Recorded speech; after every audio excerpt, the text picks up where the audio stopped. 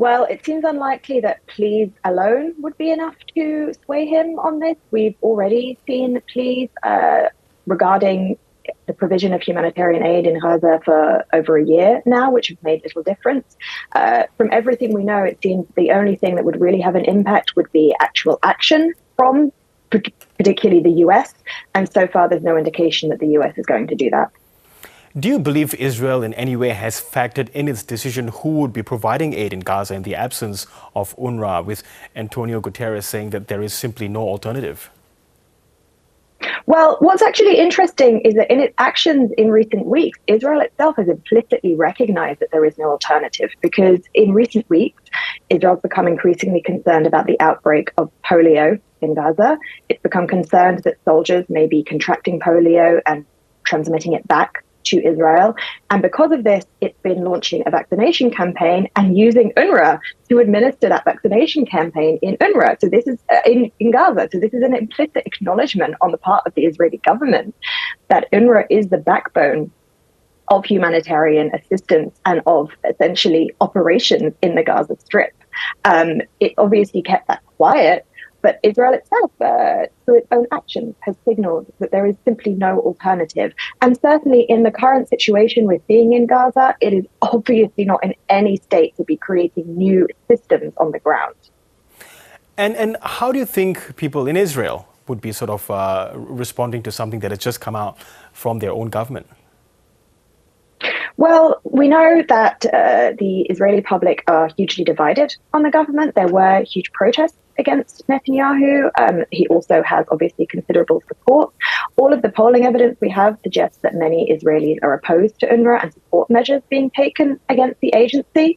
So the question remains of what all the alternative is on the agenda without UNRWA. It's also worth noting that there have been increasingly calls, including from figures within the Israeli government, to resettle Gaza, to return illegal Israeli settlements to the Gaza Strip. There was recently actually a conference featuring ministers looking at making this, how they could make this happen, and Netanyahu himself refrained from condemning it. So there are also questions over whether this is part of a bigger future plan. And if Israel really does implement this ban, does it risk isolating itself from the international community, especially its allies? There is a big question mark over that. Israel has increasingly been going to war with the United Nations recently. It prevented Guterres from even entering the Gaza Strip. Its ministers and the government have been openly condemning the UN in extremely vociferous terms. The UN itself, however, is relatively weak in its ability to actually take action. Ultimately, this will come down to the US, and a lot will be determined by the outcome of the election next week. And of course, behind all the politics, of course, is this humanitarian crisis in Gaza. Tens of thousands of people have already died. How bad, how much worse can the situation get? It's horrific to think that the situation could get worse because it's so bad already. But unfortunately, any kind of, however meager level of assistance that currently exists will be taken out if UNRWA is not allowed to continue functioning. So it could be, a complete removal of even the most basic levels of aid there.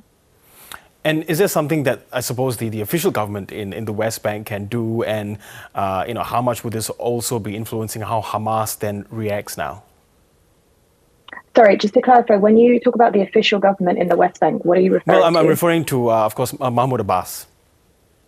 Okay, so it's worth keeping in mind that the official government de facto in the West Bank is Israel. Israel is the occupying power. The Palestinian Authority, headed by Mahmoud Abbas, under the terms of Oslo, has control over less than 40% of the West Bank. And in practice, we see even Israel moving into even those areas that are ostensibly meant to be under PA control. So there's little to nothing the PA can realistically do in this scenario. Mahmoud Abbas also has, very little legitimacy. His mandate expired, his electoral mandate expired, more than a decade ago. He himself has not been able to go to Gaza for a very long time. It is essentially Israel as the de facto government of all of the land in the West Bank and the Gaza Strip. Now, UNRWA's chief says Israel is violating international law with this ban. What might be the consequences of this? Well, the ICJ ruling earlier this year called on Israel to make sure it allowed all humanitarian aid into the Gaza Strip. Obviously, this violates that ruling. We've also seen rising criticisms of Israel's conduct during the war, and under international law in general, any aggressor is obliged to protect civilians as far as possible, and this clearly violates that. In terms of consequences, that we will see as this case continues to move through the international courts, whether there is going to be action taken. And again, unfortunately, international law is also connected to politics, and it will depend to some degree on whether powerful actors on the world stage signal that they are willing to take action over this. And all this is, of course, happening, just a day after Egypt, made this proposal for a truce, a ceasefire with a prisoner exchange between Gaza and Israel. Does this sort of blow this opportunity apart? Well, there have unfortunately been, repeated truce options, ceasefire options put on the table, none of which have had much effect. There is quite a strong body of evidence now that Netanyahu is actually is not interested in a truce or a ceasefire, largely for internal political reasons, because all of the evidence we have shows that the vast majority of Israelis think Netanyahu should stand down as soon as the war is over. He has a vested interest in continuing the war. But in terms of what this does for the situation on the ground, if it's going to throw Gaza into an even, if we can believe it, even worse humanitarian catastrophe, that does very little to suggest prospects of peace. And if the Israeli government is prioritizing the well-being and the safety and the lives of the hostages, which is what its citizens are calling on the government to do, then it should be doing everything in its power to prevent worsening conditions in Gaza. And given that UNRWA also works around the region in Syria, in Lebanon as well, and given Israel's operations in parts of Lebanon, how would this at all impact UNRWA's work in those countries? This is a really great question that remains to be seen to some degree. As you say, UNRWA operates in Jordan, Syria, and Lebanon as well. Its work in Lebanon is particularly critical and has been particularly critical in recent years, given the rising disorder and the political and economic crisis in the country. The main question there is obviously Israel is currently also at war in Lebanon, and its forces are on the ground in parts of the country. So there's a question over whether Israel is going to resume its occupation of Lebanon. It obviously previously occupied the south of the country from 1982 until 2000.